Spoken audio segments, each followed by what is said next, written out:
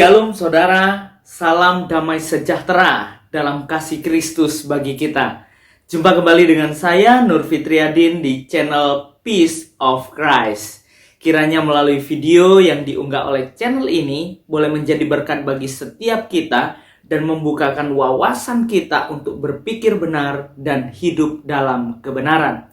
Nah saudara, kali ini saya akan membahas tentang sebuah video yang diunggah oleh Ayah Sofa, yaitu ada Ustadz Kainama, tentang pengajarannya yang mengatakan bahwa Alkitab tertua, yaitu kata Elohim dalam Kejadian, ditranslate ke dalam bahasa Arab di Google Translate yang artinya Allah. Makanya orang yang menyembah Allah itu, katanya Ustadz Kainama, itu adalah agama yang dipercaya oleh Ustadz Kainama. Yuk kita perhatikan video ini. Genesis 1. Ini baru masuk nih ke Ustadz. Genesis in Hebrew. Klik. Ini kitab tertua di muka bumi. Kok aku baru buka? Ya. Selama ini nggak ada yang mau buka ini. Klik. Mekon. Klik. Ya. Ustadzku lihat nih sebelah kiri. Ustadzku lihat sebelah kiri nih. Stop, oke? Nih, pernah lihat huruf seperti ini? Ini kitab paling tua. Ini kitab paling tua ini. Apa kata kitab paling tua? Kita nggak ngelihat ininya. Ini bahasa Inggris. Anak-anak kecil biasa baca itu. Nothing's unusual. Nothing's new. It's all usual. Every single person in Indonesia can speak English. It's nothing. Ya, itu biasa itu. Kita mau lihat yang ininya nih. Ini kitab yang paling tua nih Ustaz. Namanya saya bacain kitabnya. Ini Bereshit. Bereshit. Bereshit tidak R. Tapi Ini bahasa Ibrani, bukan Yahudi.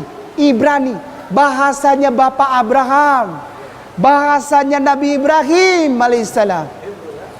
Hebrew. Ustadz gantian boleh? Jadi down karena tiba-tiba dibilang Hebrew.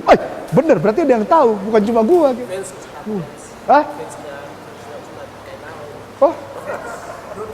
Oh fans.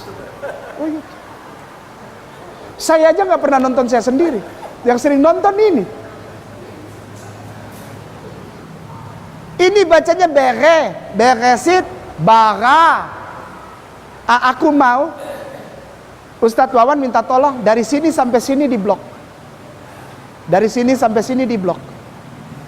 Cepat saja, copy. Ada yang mau tulis silakan tulis. Buka Google Translate. Pelan-pelan ya. Tapi cepat, jangan lama. Gitu ya. Apa yang kitab paling tua di muka bumi cerita tentang agama? Google Translate Ustaz. Google Translate. Ini diganti Ibrani. Ibrani. Arab. Masukkan.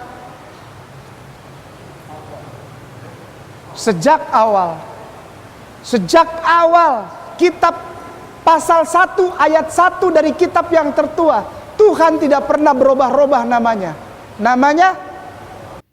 Nah, benarkah Allah, kata dalam bahasa Arab itu hanya dipakai oleh agama yang dipercaya oleh Ustadz Kainama?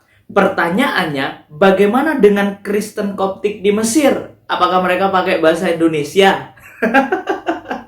Lucu sekali ya saudara. Ya pastinya mereka pakai bahasa Arab. Dan perlu diingat baik-baik bahwa bahasa Arab itu bukan mutlak hanya milik agama yang dipercaya oleh Ustadz Kainama. Tetapi bahasa Arab itu sudah ada sejak kekristenan ada, sebelum agama yang dipercaya oleh Ustadz Kainama itu ada. Jadi jelas ya saudara bahwa bahasa Arab itu ada di lingkungan Kristen, yaitu sebelum agama yang dipercaya oleh Ustadz Kainama itu ada. Nah, mari kita simak penjelasan lebih lengkap dari Bambang Nursena. Yuk kita perhatikan video ini.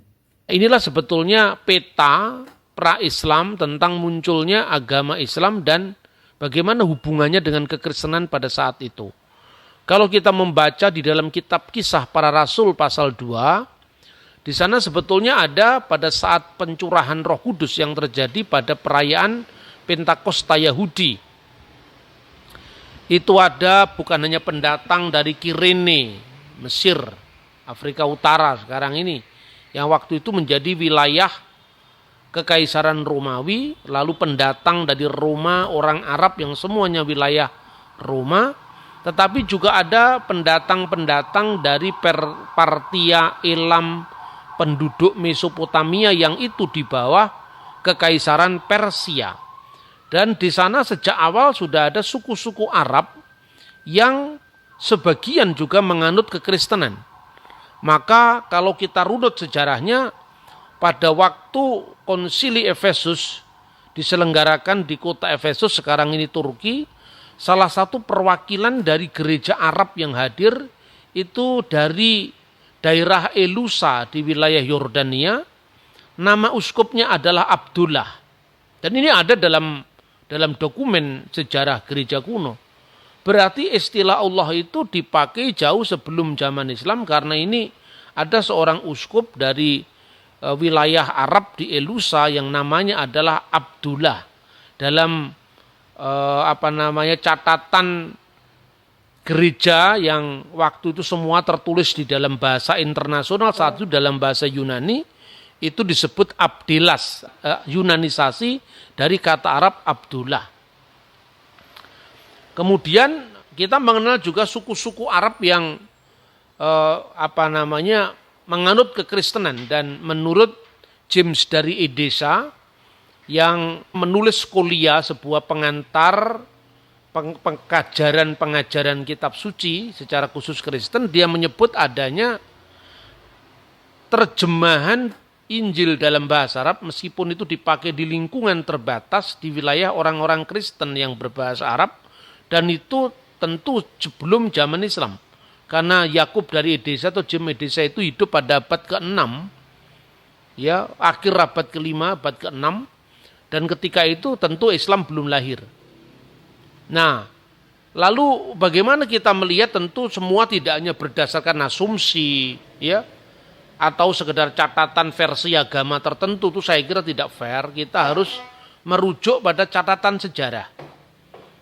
Nah, kita temukan prasasti-prasasti berbahasa Arab, berhuruf Arab, bahkan dari situ kita bisa melacak perkembangan aksara Arab itu sendiri melalui prasasti-prasasti Arab yang ditemukan di wilayah sekitar Syria sebelum zaman Islam. Misalnya sekitar Syria dan Yordan, ya. Kita bisa melihat petanya di daerah yang dinamakan Umul Jimal, sekarang ini wilayah kerajaan Yordan, tahun 250 Masehi, itu ditemukan prasasti Arab pra-Islam di sana. Lalu pada pertengahan abad ke-6 juga ditemukan prasasti Arab pra-Islam, dan itu justru di gereja. Jadi kita bisa melacak satu-satu sumber-sumber itu.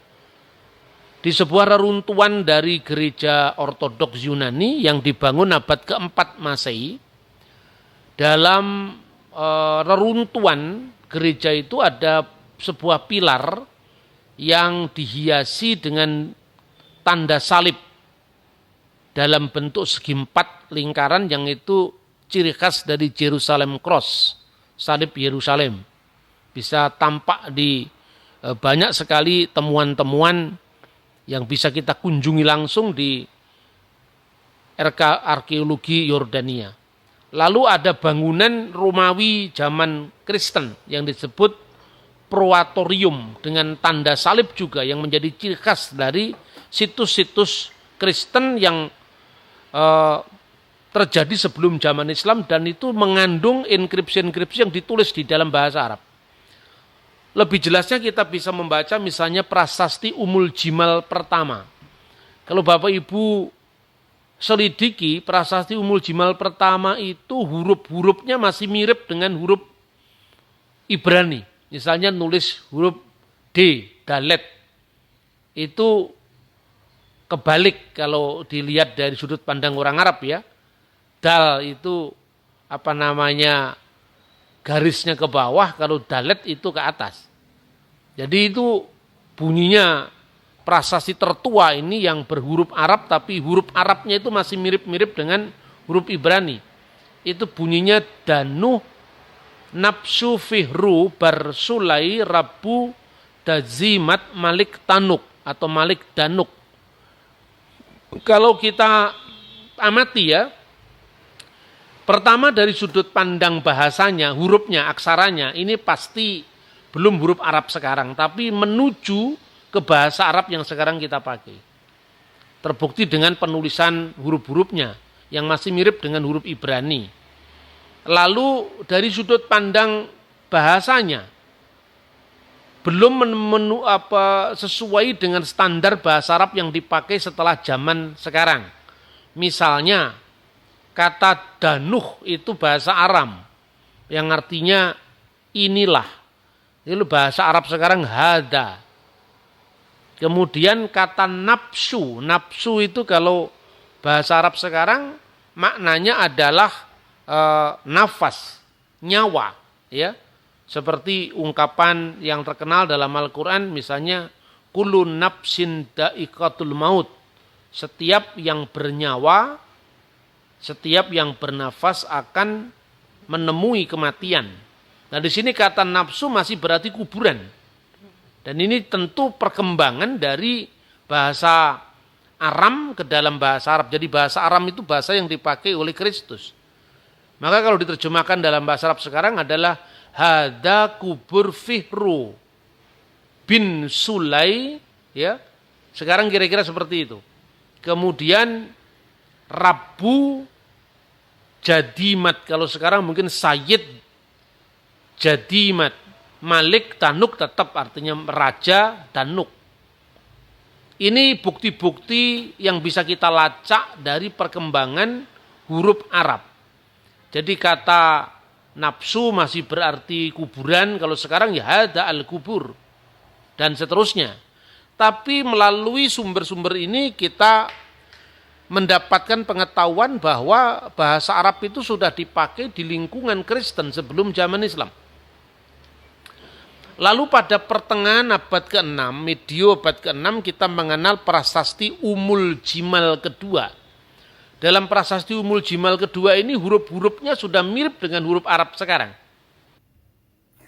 Nah, saudara yang terkasih dalam Tuhan, jadi jelas ya bahwa bahasa Arab itu ada di lingkungan Kristen sejak semula, sebelum ada agama yang dipercaya oleh Ustadz Kainama. Jelas ya. Jadi Elohim ditranslate ke bahasa Arab itu ya jelas artinya Allah.